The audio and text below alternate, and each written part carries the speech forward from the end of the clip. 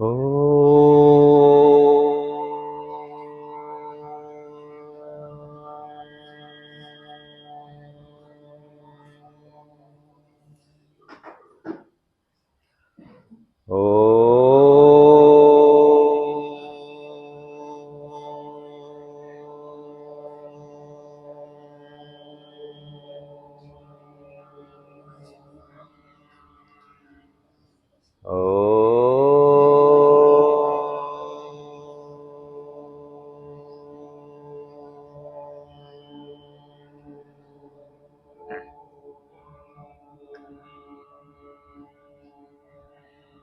ओम भूर्भुवः स्वाहा तत्सवितुर्वरेण्यम्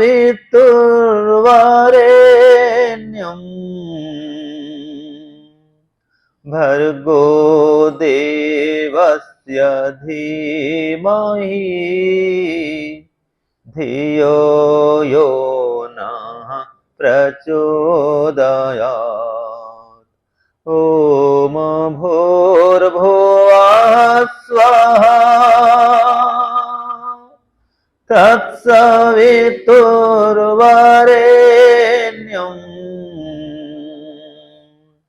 भर्गो देवस्य धीमहि धियो यो नः प्रचोदयात्। त्र्यम्बकं यजामहे सुगन्धिं पुष्टिवर्धनम् उर्वारुकमिव बन्धनान् मृत्योर्मुक्षीयमामृतात्। त्र्यम्बकं यजामहे सुगन्धिं पुष्टिवर्धनम् उर्वारुकमिव बन्धनान् मृत्योर्मुक्षीयमामृतात्। ओम भूर्भुवः स्वः तत्सवितुर्वरेण्यम्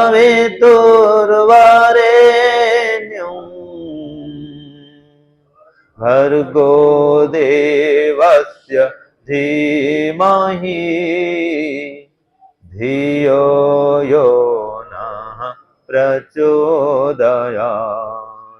भर्गो देवस्य धीमहि धियो यो नः प्रचोदयात्। ओम।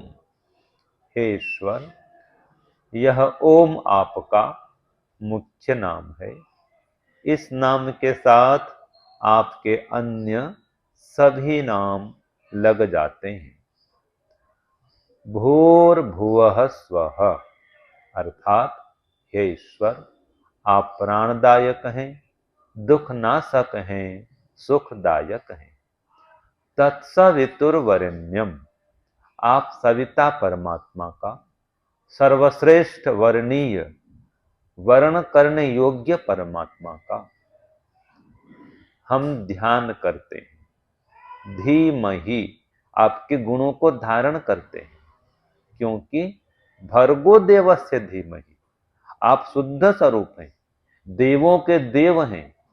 ऐसे आप महान देव का, आपके शुद्ध स्वरूप का हम ध्यान करते हैं। धियो यो नः, आप हमारी बुद्धि को प्रचोदयात्, सन्मार्ग में प्रेरित करें और जन्म मरण के बंधन से मुक्त करने हेतु हमारे अंदर योग्यता, पात्रता, पवित्रता प्रदान करें।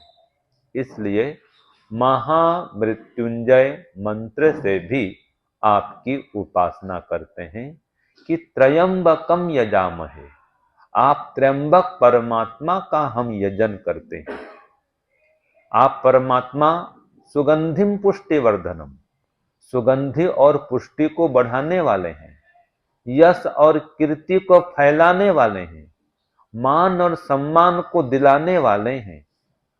उर्वारुकमय बंधनात्, जैसे खरबूजा पक जाने पर सुगंधित होकर के, अत्यंत मीठा होकर के अपने डंठल से, बंधन से स्वयं छोड़ जाता है, वैसे मृत्योर्मुक्षी मामृतात्, हम भी मृत्यु के बंधन से आसानी से छूट जाएं, पूर्ण आयु को प्राप्त होकर के, परिपक्व होकर के, यश कीर्ति से युक्त होकर के, सेवा परोपकार से युक्त होकर के आसानी से शरीर से छूट जाएं और आपके मोक्ष पद से दूर नहीं रहें।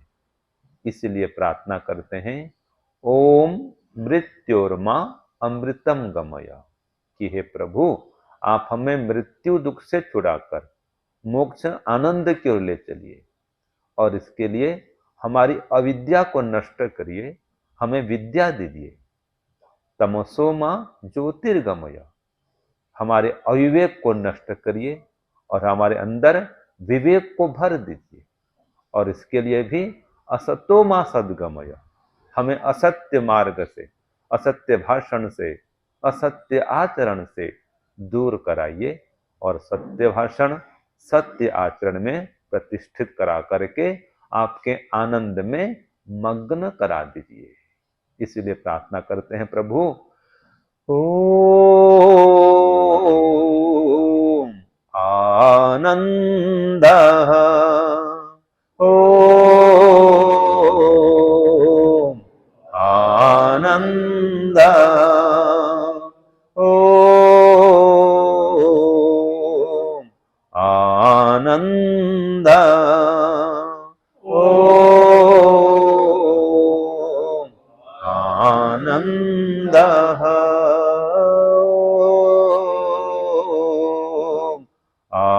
आनंदः, ओम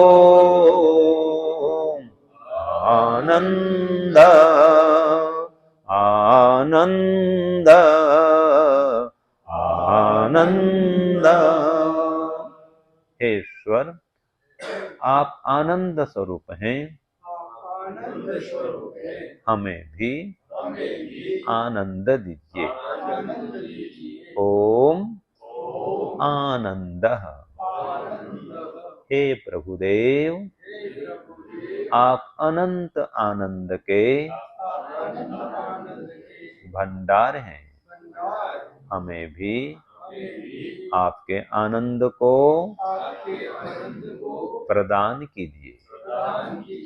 इसलिए कुछ देर के लिए हम मानसिक रूप से भी आपका ध्यान आरंभ करते हैं। श्वास को देखिए, श्वास अंदर जाए तो मन ही मन बोलिए ओम आनंदः, श्वास बाहर आए तो प्रार्थना करेंगे, हे ईश्वर आप आनंद स्वरूप हैं, मुझे भी आनंद दीजिए। मंत्र रहेगा ओम आनंदः, और प्रार्थना करेंगे, भावना बनाएंगे कि हे ईश्वर आप आनंद स्वरूप हैं, अर्थात हमारे चारों ओर आनंद से व्याप्त हैं, हमें भी आपके आनंद की अनुभूति कराइए। ये ओम आनंद का ध्यान कि हे परमात्मा आप आनंद स्वरूप हैं, अर्थात हमारे चारों ओर आनंद से ओतप्रोत हैं, इसी समय हमारे अंदर बाहर सर्वत्र आनंद में मग्न होकर विद्यमान है। हमें भी आपके आनंद का बोध कराइए, आपके व्यापकत्व का बोध कराइए कि आप परमात्मा हैं, चारों ओर व्याप्त हैं। इसी की अनुभूति के लिए अब हम अंतिम में आपका ओंकार ध्यान भी करते हैं। श्वास को पुनः देखिए, श्वास अंदर जाए तो मन ही मन ओम का जप करना है, और श्वास बाहर आए तो फिर ओम का ही जप करना है। श्वास आए या जाए उसमें ओम को जोड़ कर रखिए। केवल ओम का ध्यान, ओंकार ध्यान। श्वास अंदर जाए तो ओम, श्वास बाहर आए तो ओम।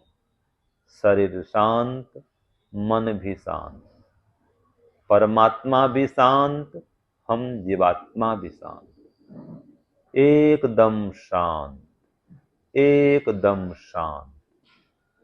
बस मंत्र में मन हो, मन में मंत्र हो, श्वास प्रश्वास इसमें यंत्र हो।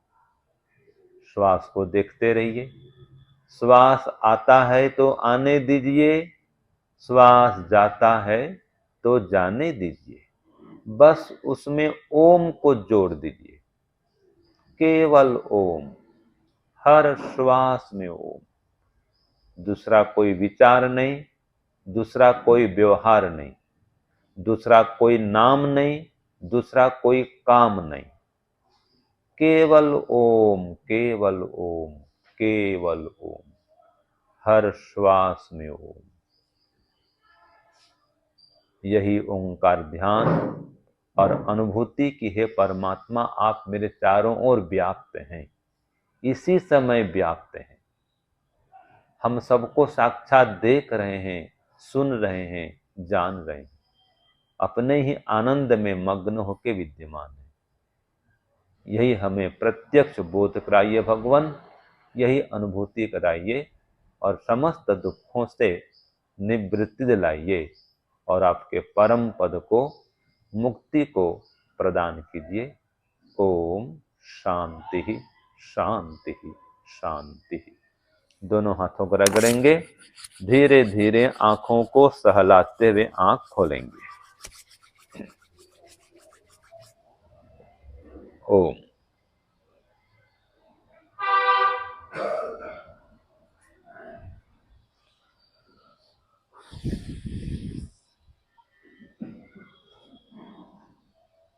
सम्माननीय धर्म प्रेमी सज्जनों, वैदिक महासभा राजकोट के संस्थापक प्रतिष्ठापक हमारे श्री सुरेश भाई चावड़ा जी और आपके सभी अत्यंत प्रिय सम्माननीय वेद प्रेमी, योग प्रेमी, यज्ञ प्रेमी, धार्मिक महानुभावों और वंदनीय पूजनीय श्रद्धामयी मातृशक्ति।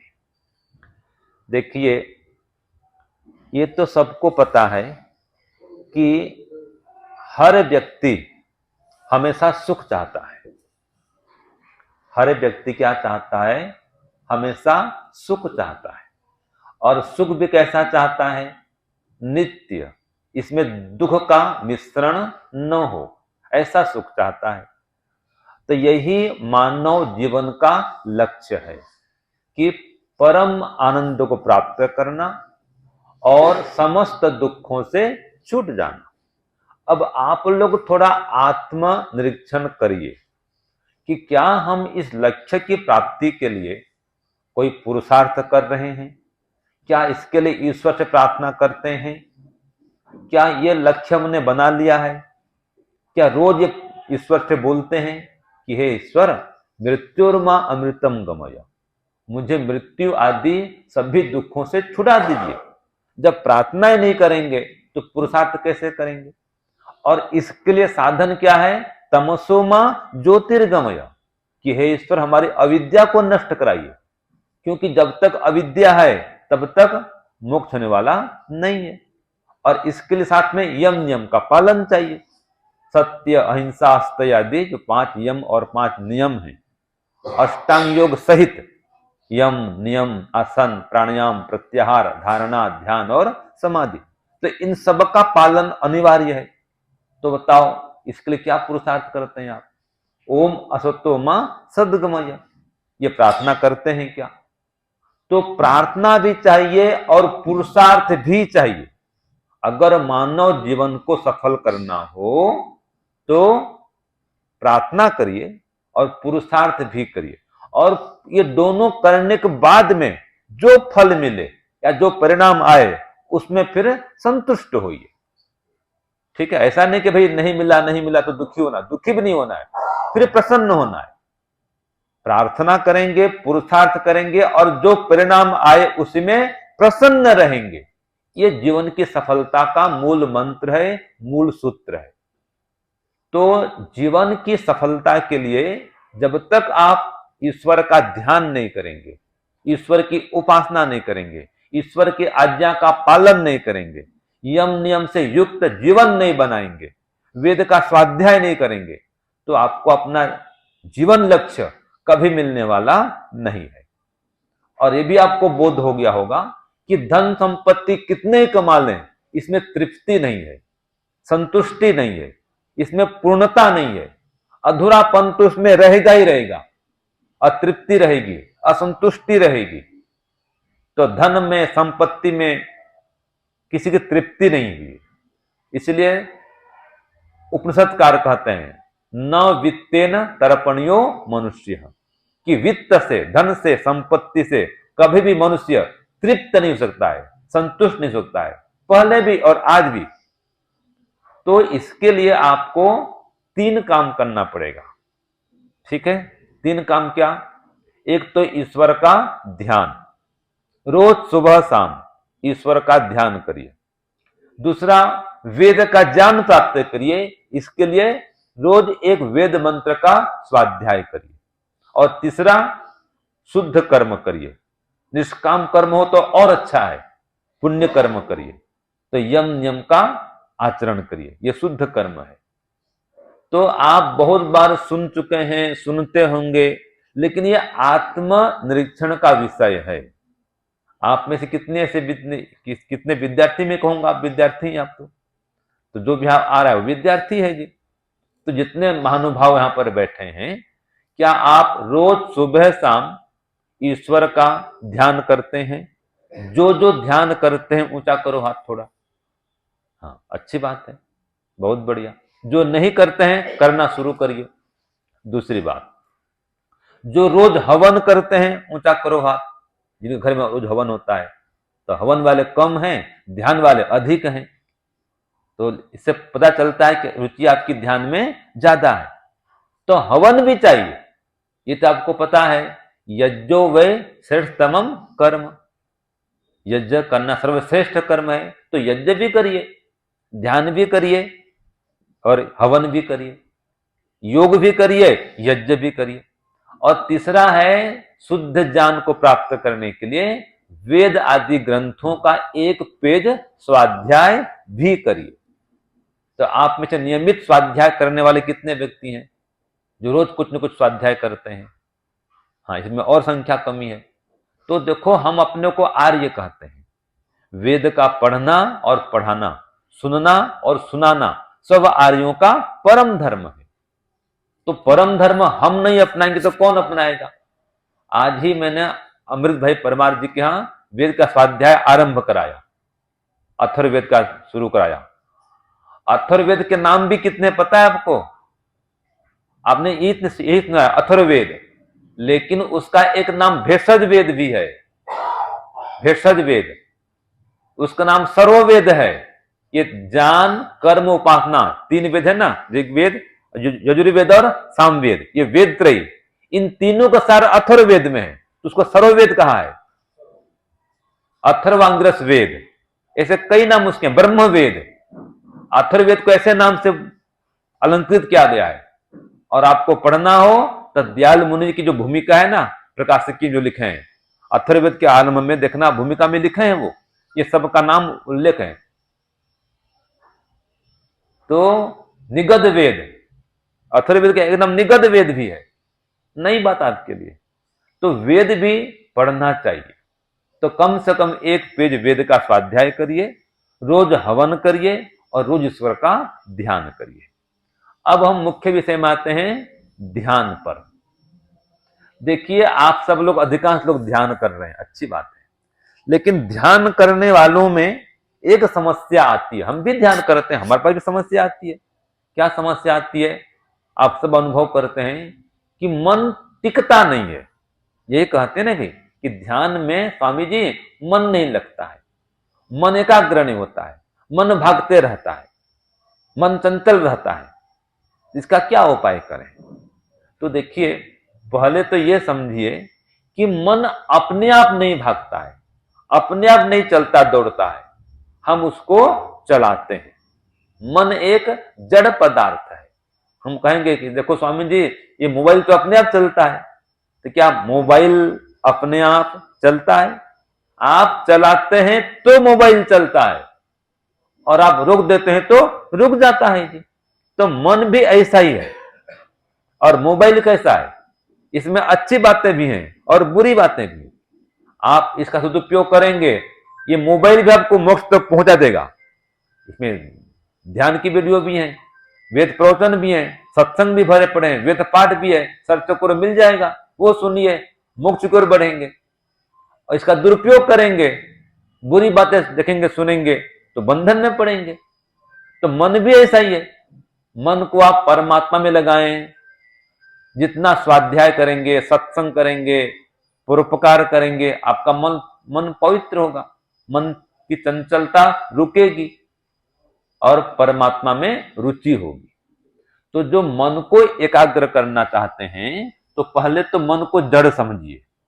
दूसरी बात, देखो आपका मन परमात्मा में क्यों नहीं लगता है? तो इसका उपाय क्या है? इसका उत्तर क्या है? इसलिए नहीं लगता है कि परमात्मा से आपको कितना लाभ होता है। परमात्मा का ध्यान करेंगे, परमात्मा में मन को लगा देंगे, तो कितना लाभ होगा अभी आपको पता नहीं है। इसलिए आपका मन परमात्मा में लगता नहीं है, रुचि पूरी नहीं हुई। जहां सुख दिखता है वहां तो रुचि हो जाती है, जहां सुख दिखता है, जहां आनंद मिलने की संभावना होती है, वहां तो मन दौड़ता है कि नहीं? जहां पर प्रेम है वहां मन दौड़ता है। जैसे कि आप ध्यान करते हैं, अब ध्यान काल में दो ही विषय उपस्थित होते हैं, तीसरा विषय नहीं आता है। दो विषय में सब कुछ आ गए। एक तो विषय है सुख, जिस व्यक्ति से, जिस वस्तु से या जिस स्थान से, जिस क्रियाकलाप से, जिस व्यवहार से, ठीक है, जिस लेन देन से आपको सुख मिलता है, वो विषय सामने आता है कि नहीं है? वो चाहे व्यक्ति हो, चाहे वस्तु हो, चाहे खाने पीने के पदार्थ हो, मकान हो, घर हो, एसी हो, पति हो, पत्नी हो, बच्चे हो, धंधा हो, व्यापार हो, रुपया हो, पद हो, प्रतिष्ठा हो, जिससे भी आपको सुख मिलता है वो विषय मन में आता है, या उसकी योजना बनाते हैं कि ये प्राप्त करूंगा, ये करूंगा, ये करूंगा, ये करूंगा।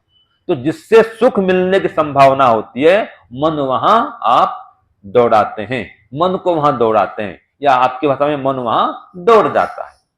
मन वहां जाता है जहां सुख दिखता है, अथवा जहां दुख मिलता है, जिस व्यक्ति से, जिस स्थान से, जिस क्रियाकलाप से आपका शोषण हो गया, मान लीजिए आपका दुख हो गया, आपको दुख मिल गया, आपकी हानि हो गई, आपका अपमान किसी ने कर दिया, कोई स्थान है, व्यक्ति है, कोई घटना घट गई, आपका अपमान हो रहा है, कोई आपकी हानि कर रहा है, कोई आपसे द्वेष करता है, आपका अनिष्ट करता है, आपकी बदनामी करता है, आपको दुख पहुंचाता है, तो ऐसे व्यक्ति को भी आप याद करते हैं, है ना? उसको गलत ढंग से याद करेंगे, ये व्यक्ति खराब है, ये मुझसे दूर हट जाए, मेरे पास भी इसको नहीं आना चाहिए, ऐसा सोचते हैं। और जिससे सुख मिलता है, ये बहुत बढ़िया है, कब इससे मिलूंगा, कैसे मिलूंगा, कैसे इसको पाऊंगा, ठीक है? तो जिससे सुख मिलता है उससे व्यक्ति का प्रेम होता है, और जिससे दुख मिलता है उससे व्यक्ति का द्वेष होता है। तो जहां सुख है वहां राग है, और जहां दुख है वहां द्वेष है। ये दोनों विषय तो मन में आते रहते हैं, और इन दोनों को रुकना होगा तो उसका उपाय वैराग्य। और एकदम वैराग्य नहीं हुआ है तो अभ्यास करो। इसलिए कहा अभ्यास वैराग्याभ्याम तन निरोध, कि मन को एकाग्र कैसे कर सकते हैं? तो कहा अभ्यास करो और वैराग्य बढ़ाओ। तो अभ्यास कैसे करेंगे? सुबह उठते ही संकल्प करो, अगर मन को एकाग्र करना हो, ठीक है, अभ्यास बढ़ाना हो, वैराग्य उत्पन्न करना हो, तो क्या उपाय है? तो सबसे पहले उठते ही संकल्प करें कि हे परमात्मा, मुझको शक्ति दीजिए कि मैं दिन भर आपकी स्मृति पूर्वक सब काम कर सकूं। दिन भर मैं हमेशा पुण्य कार्य ही करूं, निष्काम भाव से कर्म करूं, कोई पाप काम नहीं करूं, अधर्म नहीं करूं, आपको भूल करके नहीं रहूं। मन में आपका स्मरण करते हुए, आपका चिंतन करते हुए, आपका जप करते हुए मैं सब काम करूं। ये संकल्प पहले करिए। और फिर कहीं आ रहे हैं, जा रहे हैं, कोई व्यवहार कर रहे हैं, हमारी माताएं बहनें भोजन पका रही हैं, कोई घर में और कोई काम कर रही हैं, तन अपना काम करे और मन अपना काम करे। तो मन को जोड़ दें परमात्मा से और तन को जोड़ दें परिवार से, परिवार के काम से।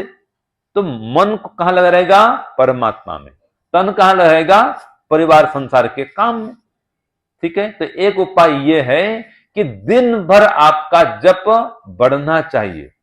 जितना आपका जप बढ़ेगा, जितना आपका संबंध जुड़ेगा ईश्वर से व्यवहार काल में, दिन भर में, इतना ही आपका उपासना काल परमात्मा से युक्त होगा। तो अगर मन को एकाग्र करना है तो दिन भर के व्यवहार को परमात्मा से युक्त करिए। अधर्म से, अन्याय से, पाप से दूर रहिए। परमात्मा का चिंतन बढ़ाइए। देखो, एक नियम है, जिससे आपका प्रेम ज्यादा होगा उससे दूर रहने पर भी उसकी स्मृति मन में आएगी। जैसे कि हमारी माताएं बहनें जब बच्चे को जन्म देती हैं तो इधर काम कर रही हैं, किचन में हैं या और कहीं काम कर रही हैं, और बच्चा वो पालने में झूला में सो रहा है, तो वो भले बालक सो रहा है या खेल रहा है, तो भी मन में क्या होता है कि बेटा मेरे वहां पर सो रहा है, खेल रहा है। और जैसे थोड़ा भी रोता है एकदम झट मां वहां पहुंच जाती है। तो काम करते हुए भी मन में बालक रहता है। कहीं नौकरी में गया है, धंधा में गया है, तो भी काम कर रहा है, बेटा कब आएगा कब आएगा, याद करते रहता है अपने बेटे को। पति को याद करते रहेगा, बेटे को याद करेगा। जिसका जो संबंध है, पति देव तो पत्नी को भी याद करेगा। बैठा ऑफिस में और पत्नी को याद करता है, आज क्या खाना बनाती होगी पता नहीं, एक बार फोन तो कर लूं। तो हर 2-3 घंटे में याद भी करेगा और फिर ज्यादा होते फिर फोन भी कर लेता है, क्या कर रही है, क्या चल रही है, क्या है। तो मतलब जिससे प्रेम है व्यक्ति उसको याद करता है, सिद्धांतवादी। तो परमात्मा से अगर प्रेम हो जाएगा तो फिर आप परमात्मा को याद करेंगे, और जितना अधिक याद करेंगे परमात्मा को व्यवहार काल में, उतना अधिक आपका उपासना काल बढ़िया होगा। ठीक है। तो व्यवहार काल को यम नियम से युक्त करिए। व्यवहार काल को परमात्मा के जप से, ध्यान से सुसज्जित करिए, संयुक्त करिए। एक काम है व्यवहार काल की बात। दूसरी बात है उपासना काल में अब आते हैं। तो जब भी उपासना करने बैठेंगे, कम से कम आधा घंटा, 20 मिनट, 15 मिनट पहले मौन हो जाइए। मौन होकर के सांसारिक कार्यों से विरक्त होइए, विराम दीजिए उसको। अब मुझे ये सांसारिक काम नहीं करना है। सज्जा बोलते हैं उसको, हमारी भाषा में सज्जा। सज्जा तैयारी करिए, सज्जा करिए कि गुनगुनाइए गायत्री मंत्र का। गुनगुनाना मतलब हल्के हल्के स्वर से उसके बोलते रहना, गाते रहना। तो पहले गुनगुनाइए, गाइए गायत्री मंत्र को। और स्नान कर रहे हैं, हाथ पैर धो रहे हैं, जो करना करके अब मन में घूमता रहेगा कि आधे घंटे के बाद में मैं ध्यानस्थ हो जाऊंगा, आधे घंटे में ध्यान में बैठूंगा, परमात्मा का ध्यान करूंगा। ये आधा घंटे पहले से मन में घूमना तेज, और कोई विचार आधा घंटे पहले हटा दो। और जब ध्यान करने बैठ जाएंगे, फिर संकल्प करिए कि हे परमात्मा, अब मैं आपके ध्यान में बैठ रहा हूं, मैं ध्यान समाप्ति तक और कोई विचार दूसरा संसार संबंधी मन में नहीं लाऊंगा। ऐसी पात्रता, ऐसी एकाग्रता, ऐसी पवित्रता, ऐसी जितेंद्रियता आप मुझे प्रदान करिए। इतना प्रार्थना करके, संकल्प करके ध्यान में बैठिए। आसन को स्थिर करिए, 2-3 प्राणायाम करिए। पहले आसन सिद्ध करना है, स्थिर करना है, फिर प्राणायाम करना है। और प्रत्याहार करिए। प्रत्याहार माने ये संसार के विषयों से मन को हटाइए। जो इंद्रियां हैं, इनके विषयों से मन को रोकिए। इसका नाम ही प्रत्याहार है। तो मन को और इंद्रियों को संसार से हटाइए, ये प्रत्याहार है। और इसके लिए धारणा करिए, ये भ्रू मध्य है, नासिका का अग्रभाग है, कंठ भाग है, हृदय प्रदेश है, नाभि प्रदेश है, ये सभी धारणा के स्थल हैं। तो धारणा करने पर भी मन की एकाग्रता बढ़ती है। तो धारणा करिए और फिर ध्यान में बैठिए। तो अभी हमने जो पहले किया था, गायत्री मंत्र का जप किया, त्र्यंबकम मंत्र बोला, गाकर भी कर सकते हैं पहले पहले, और फिर बाद में बिना गाए करेंगे। पहले बोलकर करेंगे और बाद में मानसिक करेंगे। तो ओम का जब अंतिम में पहुंचना है, ओंकार ध्यान, जैसे हम लास्ट में पहुंचे ना, वो तो एक डेमो था, आपको करके दिखाया था कि पहले वाचनिक जप करिए, फिर गाकर भी जो होता है गाकर के, बिना गाए, और फिर मानसिक। अंतिम में आपको मानसिक ध्यान में पहुंचना है, और वो भी मानसिक ओंकार ध्यान। अगर ध्यान करते करते करते समाधि तक पहुंचने की इच्छा है, इसके लिए पहले दृढ़ इच्छा उत्पन्न करिए कि हे ईश्वर, आज तो मेरी समाधि लगा दीजिए, आज तो आपसे मिलने के लिए बैठ रहा हूं, आज तो आपकी अनुभूति करा दीजिए, आपकी प्रतीति करा दीजिए, आपका बोध करा दीजिए। बस प्रभु, आज तो आपका साक्षात्कार करा दीजिए। ऐसे उमंग के साथ में आप ध्यान में बैठिए। तो परमात्मा जब विशेष सहायता करेंगे, विशेष पात्रता आप में होगी, जब विशेष एकाग्रता होगी, तो परमात्मा दया करते हैं। और जब दया करते हैं, पात्रता देख करके कृपा करते हैं, तो स्वतः अपने स्वरूप को खोल करके रख देते हैं। ले बेटा देख मैं कैसा हूं। तो कैसे देखेंगे? ऐसे ही देखेंगे परमात्मा को। ये सामने मैं देख रहा हूं ना, आप मुझको देख रहे हैं, तो जैसे मैं आपको सामने देख रहा हूं, ये सामने वो खाली स्थान को देख रहा हूं, अनुभव कर रहा हूं कि आप सामने बैठे हैं, मुझको देख रहे हैं, मुझको सुन रहे हैं, है ना, मेरे सम्मुख हैं। ऐसी ही अनुभूति साक्षात होती है कि हे परमात्मा, आप मेरे सामने वायु समान व्याप्त हैं, आप मुझको साक्षात देख रहे हैं, मेरे पास ही विद्यमान है, बड़े प्रसन्न होकर के, आनंद में मग्न होकर विद्यमान है। तो आप परमात्मा की उपस्थिति की अनुभूति करेंगे। ये अनुभूति होना यही समाधि है। ध्यान में चिंतन कर रहे थे कि ओम आनंद, हे ईश्वर आप सर्वत्र आनंद से व्याप्त हैं, अथवा केवल ओम का ध्यान कर रहे हैं तो ओम सर्वव्यापक, हे परमात्मा आप सर्वत्र व्याप्त हैं। ये चिंतन है, ये ध्यान है, ये खोज कर रहे हैं, गुणों का चिंतन कर रहे हैं। ये चिंतन करते करते जब मन उसमें रम जाएगा तो उसी की अनुभूति हो जाएगी। ध्यान ही समाधि में बदल जाता है, याद रखिए। तदेव अर्थमात्र निर्भासम स्वरूप शून्यम इव समाधि ही। और तत्र प्रत्येकता ध्यानम, ध्यान क्या है? लगातार एक चिंतन चलते रहना, ओम सर्वव्यापक, ओम सर्वव्यापक। हर श्वास में ओम का ध्यान चल रहा है और अनुभूति बनाकर रख रहे हैं कि आप सर्वत्र व्याप्त हैं, व्याप्त हैं, व्याप्त हैं। ये चिंतन मन में घूम रहा है। यही ध्यान, यही चिंतन ही क्या हो जाएगा? अर्थमात्र निर्भासम, इसको प्रकट कर देगा, आपको बोध करा देगा कि हाँ, आप प्रभु में जो सोच रहा हूं ऐसा ही है, आप ऐसे ही हैं, मेरे सामने हैं। ये प्रत्यक्ष आपको अनुभव होगा। यही समाधि है, ये ध्यान की अति परिपक्व अवस्था है। तो इसके लिए जो आपने पढ़ा सुना वही काम आता है, वही साक्षात्कार होगा। समाधि माने क्या है? समाधि का एकदम सीधा अर्थ है योगः समाधि ही। योग क्या है? योगः चित्त वृत्ति निरोध। तो चित्त की वृत्ति का जब निरोध हो जाएगा, वृत्ति माने विचार, वृत्ति माने सांसारिक ज्ञान, सांसारिक विषय, जब संसार से आपका मन हट जाएगा और परमात्मा के ध्यान में मग्न हो जाएगा, तो सांसारिक विचारों के हटाते ही क्या हो जाएगा? तदेव नहीं, तदा द्रष्टु स्वरूपे अवस्थानम। बस तब आप जो जीवात्मा है अपने स्वरूप में और परमात्मा के स्वरूप में स्थित हो जाएंगे। यही समाधि है। ठीक है जी, यही तो सारा योगाभ्यास यही है। तो यहां तक पहुंचने के लिए संकल्प करिए, धारणा करिए और मंत्र का उच्चारण करिए। पहले ध्यान काल में क्या करना होता है, मंत्र का उच्चारण करना होता है या जप के वाक्य का उच्चारण करना होता है। फिर जो उच्चारण करेंगे साथ में अर्थ का चिंतन भी करिए। जैसे हमने कहा ओम, श्वास के माध्यम से ओम का जप कर रहे हैं, याद रखिए समाधि के लिए श्वास के माध्यम से ही जप चलेगा। ठीक है, ये श्वास अंदर जाए तो ओम, श्वास बाहर आए तो ओम। ये करते करते करते करते चिंतन करेंगे, हे परमात्मा आप सर्वत्र व्याप्त हैं, ओम सर्वव्यापक, ये भावना बनाएंगे।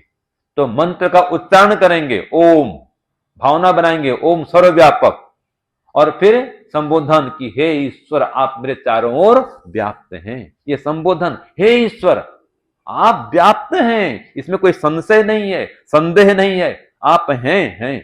आपसे उसको बोलना, ईश्वर को पुकारना, आप हैं, मेरे सामने हैं, मैं आपके सामने बैठा हूं। ये संबोधन करना ईश्वर को, और समर्पण कि अब मेरा दूसरा कोई काम नहीं है, मैं आपके प्रति पूर्णतया समर्पित हो गया हूं, आपकी भक्ति में लीन हो गया हूं, आप में मेरा मन रम गया है। ठीक है, ये समर्पण और ईश्वर प्रणिधान, आप मुझको साक्षात देख रहे हैं, सुन रहे हैं, जान रहे हैं, ये प्रत्यक्ष बोध करना, इन चारों क्रियाओं का पर अनुष्ठान करना होता है। जप के वाक्य का उच्चारण करना, फिर अर्थ का चिंतन करना, मन वैसी भावना बनाए, और फिर ईश्वर संबोधन और ईश्वर समर्पण और ईश्वर प्रणिधान। इससे ध्यान में सफलता मिलती है। और इसके लिए मैंने पहले कहा था व्यवहार काल को दिन भर को भी उसके जप में, उसके चिंतन में बार बार अपने को लगाओ, तो आपका व्यवहार काल बढ़िया होगा तो उपासना काल बढ़िया होगा। और इतना करते करते फिर भी मन भागता है, तो मन तो भाई चंचल है, निश्चित बात है, उसमें उसका तो गुण ही है, भागने का गुण है। आपका मन है कंट्रोल करना, आपका मन है आप उसको कंट्रोल करेंगे, तो खींचिए, फिर जाए फिर खींचिए, फिर जाए फिर खींचिए, बार बार खींचना पड़ेगा। तो उसका उपाय क्या है, देखो आप ध्यान करने बैठते हैं, अब ध्यान करते करके बेटा याद आ जाए। एक देता हूं उदाहरण, बेटा है, बेटी है, पति है, पत्नी है, कोई भी आपको याद आ रहा है, तो उसके याद को भी रोकना है। वो कैसे रोकेंगे, तो परमात्मा का ही आश्रय लीजिए कि हे परमात्मा आपने मुझ पर बड़ी कृपा करी है, कितना सुंदर पुत्र आपने दिया है, आपने दिया है, ये पत्नी भी आपने दी है, ये पति देव से आपने मिलान कराया है, ये भाई बहन आपने दिलाया। जो भी आपको मन में आ रहा है ना, उसको परमात्मा से जोड़िए कि हे परमात्मा ये धन आपने दिया है, ये संपत्ति आपने दी है, ये गाड़ी मैंने आपकी कृपा से प्राप्त की है। जो भी विषय आ रहा है मन में, उस विषय को किससे जोड़ेंगे, परमात्मा से। तो आपका बहुत बहुत धन्यवाद है, अब मैं इनका प्रयोग आपकी ओर बढ़ने के लिए करूंगा। मन तो वहां दौड़ रहा है, तो क्या बोलेंगे, इन सभी पदार्थों का, वो चेतन पदार्थ हो चाहे जड़ पदार्थ हो, मैंने इनका प्रयोग आपकी ओर बढ़ने के लिए करने हैं। ये सब साधन हैं और प्रभु आप मेरे साध्य हैं, मैं आपका साधक हूं, तो इन सब के सहित मैं आपकी ओर बढ़ूंगा। अगर चेतन है तो इनको आपकी ओर बढ़ाऊंगा, मैं खुद भी आपकी ओर बढ़ूंगा और मेरे परिवार को भी, मेरे शिष्यों को भी, मेरे अनुयायियों को भी, मित्र को भी, ठीक है, मेरे परिजन को भी आपकी ओर बढ़ाऊंगा। तो देखो वो जो चिंतन का विषय था ना, वो हट जाएगा और क्या हो जाएगा, ईश्वर मुख्य हो जाएगा। ये इनको मैं आपकी ओर लेकर चलूंगा, तो वो भले आ जाए, लेकिन वो विषय लंबा नहीं चलेगा, उसको अपने परमात्मा से जोड़ दिया। और भी कहते हैं कि हे परमात्मा आप इनके अंदर भी तो हैं, जिनको मैं सोचता हूं आप उनके अंदर भी हैं। कोई स्थान याद आए, हे परमात्मा आप उस स्थान में भी हैं। कोई व्यक्ति याद आए, हे परमात्मा आप मेरे इस प्रिय व्यक्ति के अंदर भी हैं। कोई क्रियाकलाप याद आ जाए कि हे परमात्मा ये जो मैं क्रियाकलाप करने वाला हूं या करता हूं, करूंगा, आपकी शक्ति से तो करूंगा, अथवा करता हूं, अथवा किया था, आपकी शक्ति से, आपकी सहायता से मैं संपन्न करता हूं। तो हर चीज में परमात्मा को ले आओ, चिंतन कर, योजना बना रहे हैं संसार संबंधी, ये करूंगा, ये करूंगा, ये काम करना, वो काम करना है। तो हे परमात्मा आप अंतर्यामी हैं, ये जो मैं सोच रहा हूं, चिंतन कर रहा हूं, इसको भी आप जान रहे हैं। तो कोई भी विषय हो वो रुक करके परमात्मा का विषय शुरू हो जाएगा। तो ऐसा हर व्यक्ति को, हर विषय को परमात्मा से जोड़िए उपासना काल में। तो इसके लिए अभ्यास जरूरी है। दिन भर आपका जप होना, अधिक जप होना यह आवश्यक है, और व्यवहार काल की पवित्रता भी अनिवार्य है। जितना ज्यादा गड़बड़ करेंगे व्यवहार काल में, वो पिंच करता है जी उपासना काल में। झगड़ा हो गया, वो व्यक्ति सामने आ जाएगा। आप ध्यान करने बैठे हैं, ओम आनंद, ये जब शुरू किया आपने, जब करते करते विषय क्या जाएगा, अरे उससे इतना लेना है, उसको देना पड़ेगा, उससे ये काम है, घर में ये काम कराना है, ये खराब हो गया है, माताएं बने तो सब्जी नहीं है, ये नहीं है, जो भी जिसका विषय है वो विषय आएंगे। तो उनके आने से उसी विषय को आप परमात्मा से जोड़ दीजिए, ये उपाय है। तो इस प्रकार से उपासना काल में, ध्यान काल में आप मन को एकाग्र करिए, स्थिर करिए, और समाधि की ओर बढ़ने के लिए ईश्वर से सहायता मांगिए और सफलता भी पाइए। ओम शांति, ओम शम। सबको सादर नमस्ते। अब कोई शंका हो तो हाँ। સપ્રાજક સમાધિ અને અપ્રસાદક સમાધિ એટલે એનો કઈ રીતના સમજી શકાય, એનું કઈ વસ્તુ અલગ અલગ છે? हाँ, संप्रज्ञात समाधि और असंप्रज्ञात समाधि। संप्रज्ञात समाधि में 5 महाभूतों का साक्षात्कार होता है, ठीक है। वितर्क, विचार, आनंद और अस्मिता, ये संप्रज्ञात समाधि के 4 भेद हैं, 4 प्रकार हैं। इसमें आत्मा तक का साक्षात्कार होता है, ये विषय हो गया संप्रज्ञात का। और असंप्रज्ञात में परमात्मा का साक्षात्कार होता है। असंप्रज्ञात समाधि का विषय परमात्मा है, और संप्रज्ञात समाधि का विषय ये संसार के पदार्थ, मन भी है, इंद्रियां भी हैं, 5 महाभूत भी हैं, आत्मा भी है, ये सब विषय होते हैं संप्रज्ञात समाधि में। और असंप्रज्ञात में जो मैंने कहा था ईश्वर है, साक्षात विद्यमान है, ये आपको प्रत्यक्ष अनुभव होगा, यह असंप्रज्ञात समाधि है जी। मारो प्रश्न है कि बीज है अंकुर फूटे एमांथी, बीज अने संस्कार ये बे में शुं तफावत है? लगभग एक ही बात है। जैसा संस्कार है वैसा ही कर्म होगा, जैसे कर्म करेंगे वैसे ही संस्कार बनेगा। जैसा ही बीज है वैसा ही वृक्ष बनेगा, जैसा वृक्ष बना उस वैसा ही बीज बनेगा। तो संस्कार को आपने सही कहा, बीज ही है, जो बीज है वही संस्कार है। जैसा बीज वैसा वृक्ष, तो जैसा संस्कार वैसा कर्म, और जैसा वृक्ष वैसा बीज, तो जैसा कर्म वैसा संस्कार। ठीक है जी। स्वामी जी, आपने बताया कि जैसा बीज है वैसा कर्म होगा, और कर्म करेंगे ऐसा ही संस्कार बनेगा, तो फिर संस्कार बदलेगा कैसे? ठीक बात है। नए नए संस्कार को बनाना हमारे हाथ में है। जो संस्कार नहीं है वो संस्कार हम बना सकते हैं। जैसे कि यहां पर आज कोई व्यक्ति ऐसा है जो नया आया हो, ऊंचा करो हाथ, जो प्रथम बार आज आया है। हाँ, ये जितने लोग भी आज नए आए हैं ये संस्कार बना रहे हैं। जो पुराने लोग हैं वे संस्कार को दृढ़ कर रहे हैं, मजबूत कर रहे हैं, और जो नए आए हैं उनके संस्कार नहीं थे, अब वो संस्कार बना रहे हैं। तो नया शुभारंभ ये क्या है? नया संस्कार का निर्माण करना है। तो संकल्प के माध्यम से संस्कार बनता है। आप सब यहां पर आए हैं, मन में भावना हुई कि सुरेश जी ने निमंत्रण दिया है, या सूचना मिल गई कि यहाँ सत्संग होने वाला है, स्वामी जी आने वाले हैं, या हर रविवार सत्संग होता है, चलो। तो मन पहले आपने इच्छा की, तो इच्छा के होने से फिर आपने प्रयत्न किया, फिर यहां पर आ गए।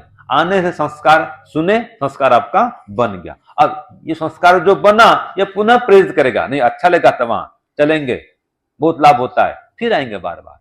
तो संस्कार नहीं होने से नए संस्कार का निर्माण किया जा सकता है। ठीक है जी।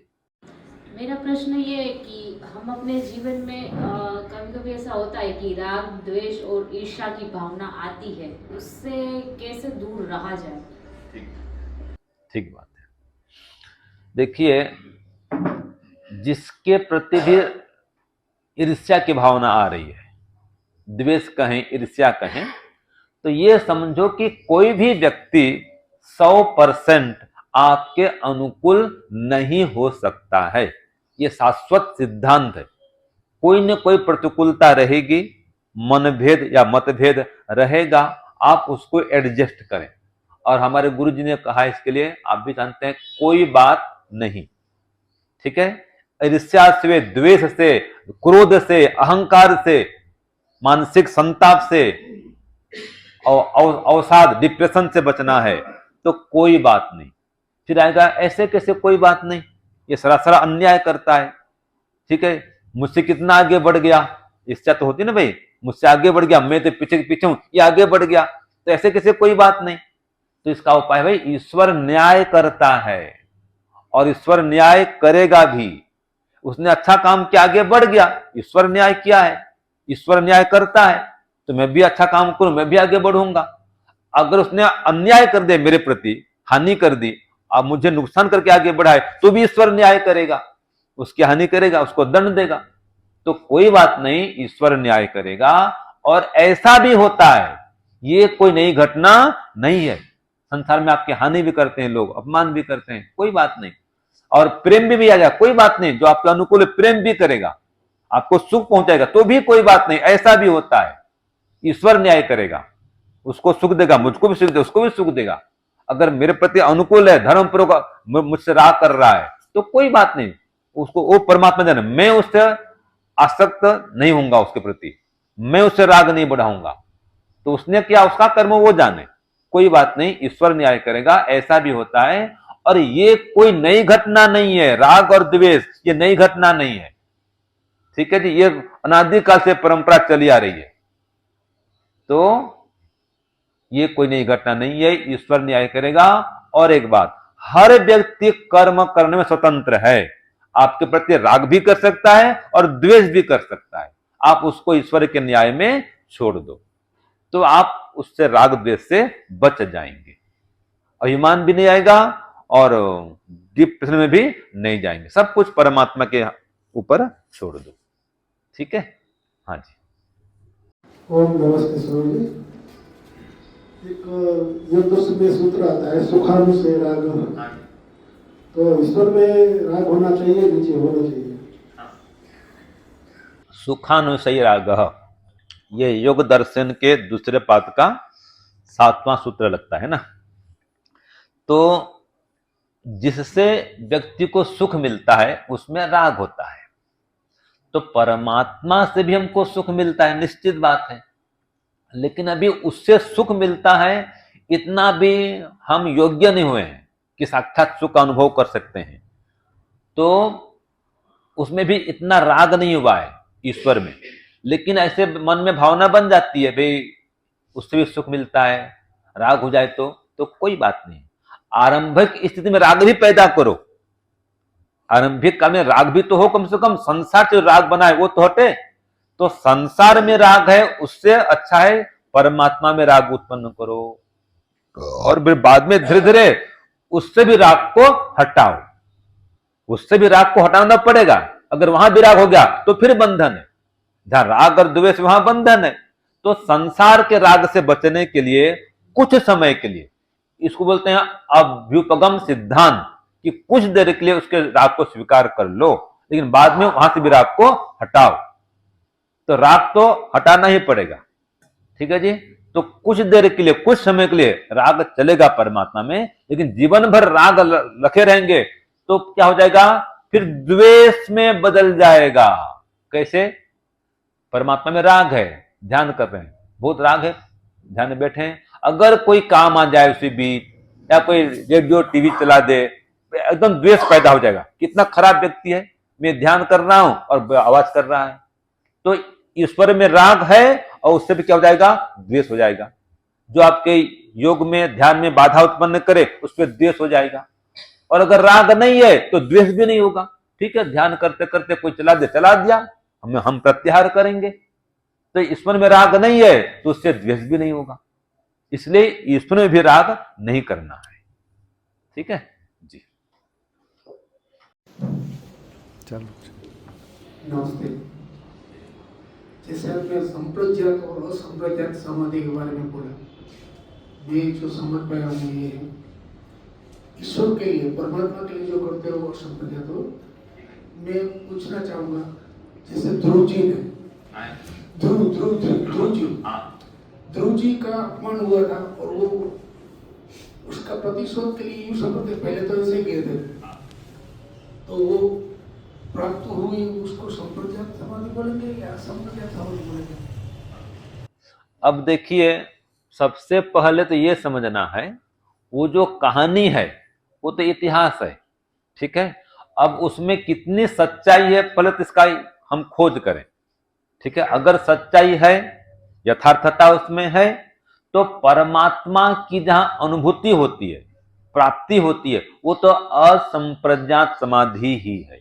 लेकिन उसकी प्राप्ति, उसकी अनुभूति ऐसे शरीर रूप में नहीं होती है कि कोई ईश्वर का शरीर हो, हम उसके गोद में बैठ जाएं, हमको गोद में बैठा लेगा, ये शरीर रूप में परमात्मा नहीं आता है। हाँ, ये चारों ओर परमात्मा व्याप्त है, हम उसके गोद में बैठे हुए ये कल्पना कर सकते हैं, हम जहां बैठे हैं उसकी गोद में बैठे हैं, लेकिन वास्तव में कोई परमात्मा का शरीर नहीं है किसको गोद में ऐसे साक्षात बैठ जाएंगे। तो ये अनुभूति करना कि परमात्मा के अंदर बैठा हूं, इसी का नाम है उसके गोद में बैठना, और यह असंप्रज्ञात समाधि है। जहां ईश्वर की अनुभूति हो गई वो असंप्रज्ञात समाधि है। वो चाहे ध्रुव हो, चाहे प्रहलाद हो, चाहे आप हो, चाहे हम हो, ठीक है ना जी, ये बात है। हाँ जी, आपका कोई प्रश्न नहीं हो तो कुछ प्रश्न मैं पूछूंगा आपसे, ठीक है ना जी। अगर आपका प्रश्न खत्म हो गया तो मैं कुछ प्रश्न पूछूं, चलेगा? हाँ। तो देखिए, सबसे प्रथम प्रश्न तो ये है कि आप अधिकांश लोग, लगभग सभी लोग गृहस्थ में हैं, ठीक है।